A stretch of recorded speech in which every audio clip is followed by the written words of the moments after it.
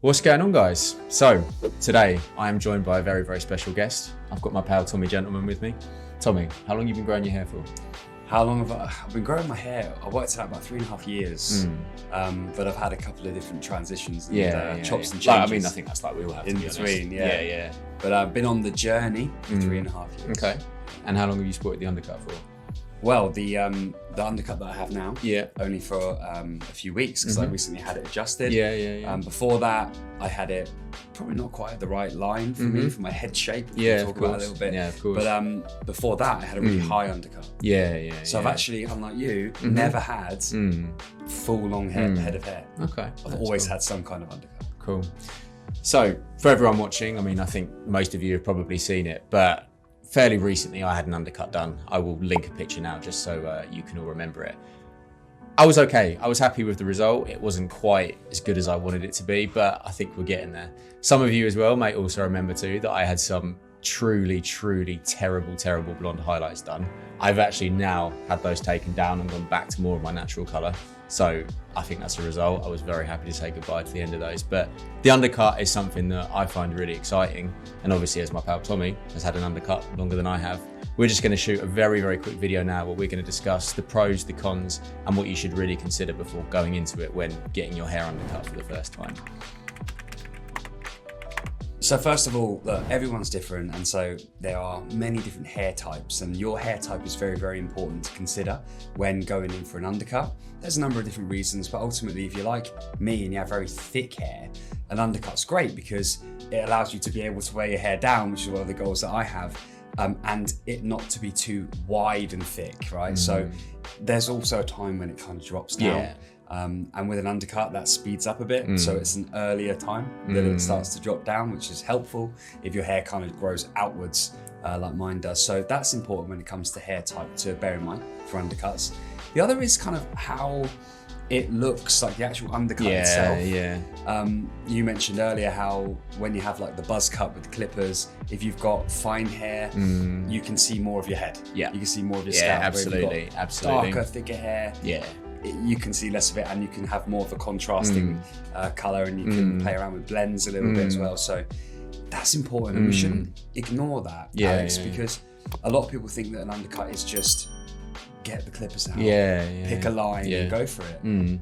You got to take these things into consideration. So hair type, very important.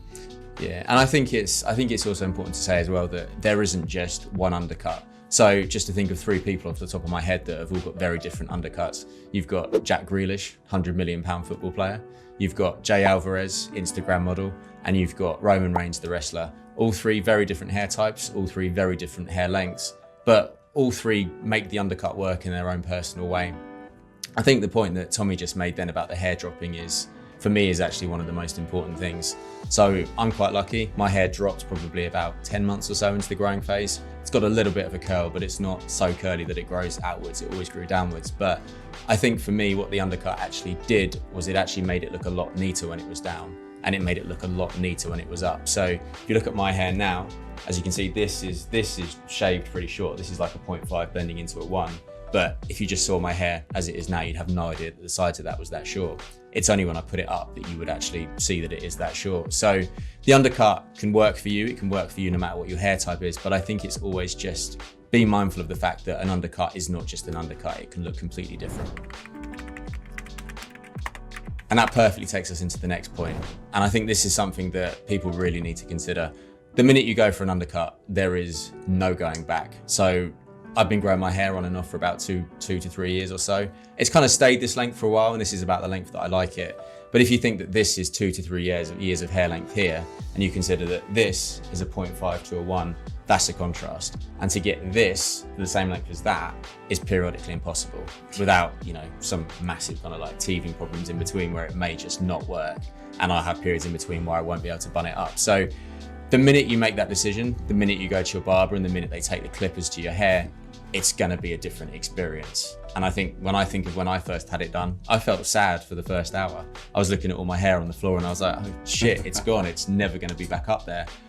But I felt like that for a little bit, and I was, it passed and I was really happy with the result. But you cannot go back. Once you make that decision, it is going to be so hard to go back that you will probably decide that it is not worth it. And I always said too that I won't get the undercut until I'm ready to go back to short hair. I'm not ready to go back to short hair now, but there is never going to be a time when my hair is long all over now. I've made that decision. I'm personally really happy with that, but I think that it's something that you absolutely need to be mindful of. But I suppose for you, it's also a different experience because you grew your hair from a different place to where I grew my hair from. I never had the full head of hair. Yeah. And I actually went the other way, so it was really high, and I brought it down. I grew it out, if you will, or grew 3/4 of it out. But the key thing I think is that if you've got hair that just won't cope with a full head of hair, like mine, then don't be too precious about not having the full head of hair. I'd love to, but it's not practical whatsoever. Whereas with yourself there, you know, if you have hair similar to Alex, or you have like straight hair or very straight, go for it. Do the whole thing, because as I say, you can't have it the other way around. So grow it, see how you feel, and then when you're ready, transition. I think that's the key thing. But, absolutely. mate, it looks good, man. Yeah, no, I'm happy with the result. I had a big issue with like when's the right time to go for the bun. At both times I've grown it out, right from nothing to the really high undercut. When do you tie that little bad boy up? You know, when is it time? And I don't know about you, but whenever you think it's time, it's probably too early. It probably still doesn't. You always need more length than you think you do, don't you? You always do. When you're brushing your teeth with it up, it doesn't always look good to everybody else. But I think one thing that's really helped me, both at the first time and the second time growing the rest out, when you can get 75% of your hair in a bun, and there's a thick enough kind of cluster of hair in the bun, rock it and pin the rest. I would say a maximum of like 4 pins, otherwise it might look a bit like crazy. You might not get through the metal detectors at the airport, but like the bobby pins can go in at various parts of your hair, so the sides, maybe the back. And if you've got hair that it doesn't look like it, like if dark hair's great because you can use black bobby pins and black hair. Then it's not too bad. And what happens is you forget after a while that that's what you've got going on, and it just starts growing, but you feel good because you've got it up. And it's not just kind of everywhere like it was before, which is obviously the awkward stage. You know, the awkward stage. So that can really help. 75% up, the rest can be pinned. If you're going for the undercut and you do it early, even better, because you've got less hair that needs to be pinned. So I thought that was a useful tip that hopefully resonates with you if you're looking to grow it. And I think you mentioned the awkward phase just then, and I think it's actually really important to say that an undercut can't save the awkward phase. You're still going to be in the awkward phase no matter whether your hair's undercut or no matter whether it's, you know, just full awkward phase as it is. Sometimes even more awkward. Well, it creates a new awkward phase, doesn't it? And I think you're essentially kicking the can down the road. It may be less awkward now, but it will be further, you know, it'll be more awkward the more time progresses.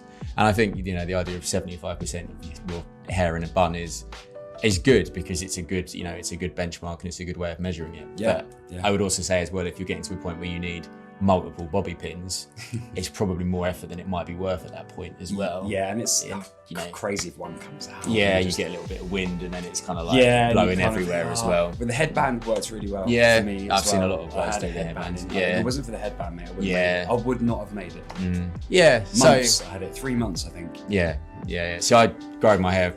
I just went flat out. There was no, you know, I just do bobby pins. I just was like, I can't put my hair in a bun yet. One day I could. That was it. I'm gonna man bun it every time since then. But did you have an Alice band or anything? No, I never did that. No? I never ever did that. I never was a look that I particularly wanted to try. Not that there's anything wrong with it. But I just was like, I want long hair. I'm gonna wait until my hair is long. So I just fully went with the awkward phase as well. And again, now I'll post a photo on screen so you can really see how awkward my hair got at one point as well.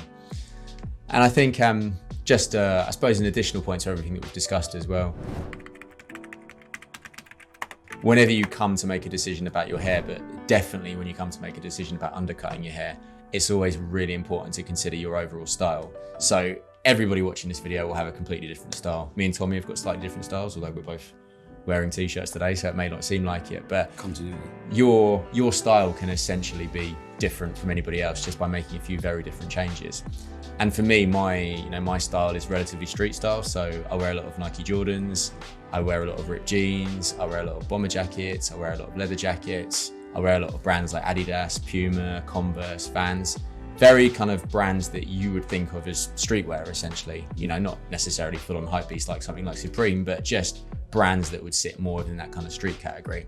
So an undercut for me, I think looks great with that as an overall style, because it really ties into that. It gives you that slightly more edgy look that I would say that necessarily that, I don't know if I'd say that it's not edgy, but I think an undercut looks edgier than full on long hair does, because when you've got full on long hair, you've got more options to make it sleeker. You know, a man bun looks, I would say, very different when it's full head of hair versus when it's an undercut, because when you do an undercut bun, people will see the undercut. Yeah. And I think an undercut bun is it's a good look, but I wouldn't say that it's a corporate look. It's a good look, but it kind of strays away from a lot of the other kind of inspirations that guys take when they grow their hair. So I know for a lot of you guys, Jason Momoa is going to be a massive inspiration. Now, Jason Momoa, let's not sugarcoat it, is an absolute specimen of a man. But Jason Momoa is not an edgy looking guy in terms of his overall style. He is a big, masculine, well-built guy that rocks a thick beard and rocks long hair. That is how he makes it work for him. But that doesn't necessarily mean that you should try and make that work for you. And I think for me, I spent a lot of time trying to kind of recreate that look. But when I thought about getting the undercut, I actually felt more at ease with it straight away, because I felt it actually connected more with what my general overall kind of style was. So if you're thinking about the undercut, think about what your style is now, think about what you would like your style to be, and then just think about how the undercut can fit in and whether it will or whether it won't really fit in. Yeah. Lifestyle as well. Yeah, lifestyle's a great point. Because Jason Momoa is a Hollywood actor. Of course. So, you know, all for everyone rocking what they want to rock. But if you work in an office or you play sport, you know, that's lifestyle, true. Yeah, all true. these lifestyle That's true. things that we have to bear in mind. I went to my first proper meeting, business meeting the other day, and I wore very smart clothes. And I did like similar to now, like because it's quite slicked back. Yeah, it is. Yeah, it is. And the knot's very far back, and I think it helps. So I've kind of found a way that you can hack it. You can, but what your point is your style. Yeah. Otherwise, you might have to adapt more of your life. To To accommodate your hairstyle, and your hairstyle should really complement your life. Absolutely. Yeah, Like you that's said, a brilliant point. That is a brilliant point. Otherwise, it starts messing with your identity. And it can be a bit of a hassle. So. But one thing that really helps, I think, as well, when people are thinking about getting an undercut, is just Pinterest. Like all day, just maybe not all day, but every day. You've got to have a life outside of all it. Day, just on Pinterest. Every day, else. go in and not only find other photos that inspire you, but collect. That's what I find really useful. Collect 5 or 6 that you'll look at every day. And just go, how do I feel about getting that, you know? It is a big move, and like you say, you can't go back. If you're doing it the way I did it, you have to be very patient always when you're growing hair. So looking at those photos can really help you to stay focused on what it is you're doing, what are you moving towards, and then when you're ready to share it with your hairdresser or your barber, or even your family and your friends, you can say, look, what do you think? I'm doing this, can you do it like this? And that can help, but you've got to sleep on it a bit. I think sometimes it's always a decision to take your time about. And I think just to add into that as well, when it comes to, I suppose, thinking about that decision, you've obviously as well, you've got to make sure that you've got a barber, or you've got to make sure that you've got a hairdresser that you trust, because it is such a dramatic transformation. Possibly even both. I would say possibly even both, definitely. I think when I think of how I did it, I actually had a hairdresser that had never cut my hair before. So she didn't really know my hair type when she did it. And I think looking back, probably a little bit of a mistake, because I think I probably should have gone with someone that would say, don't go this high, or someone that would have said, let's go a bit shorter here. But instead I kind of just went with my gut and I just asked someone to do it. Now, as you say, I Pinterested the shit out of it, just exactly what you did. So I had a very firm idea in my mind of what I wanted, but that doesn't necessarily mean that just because I had a firm idea that a hairdresser or a hairstylist is going to be able to do it, because they're going to have their own interpretation. But I think whenever it comes to making any type of dramatic transformation to your hair, it's got to be with a hairdresser, or it's got to be with a barber that knows you and knows what your hair type is. So I would really focus on building up that kind of continuity, building up that kind of relationship and that rapport with someone who says that will work or that won't work, because it's going to change your look. And it's like we've said, it's not going to be something that you can go back to easily. So really just be mindful and really make sure that you've got the right person making it and right person doing the cut. And that's it. So those are our pros, those are our cons, those are everything that we think you should be mindful of when it comes to making that decision. But as always, guys, a massive thank you for watching this video. I hope you've got a lot from it, and take care, and we'll see you all in the next one.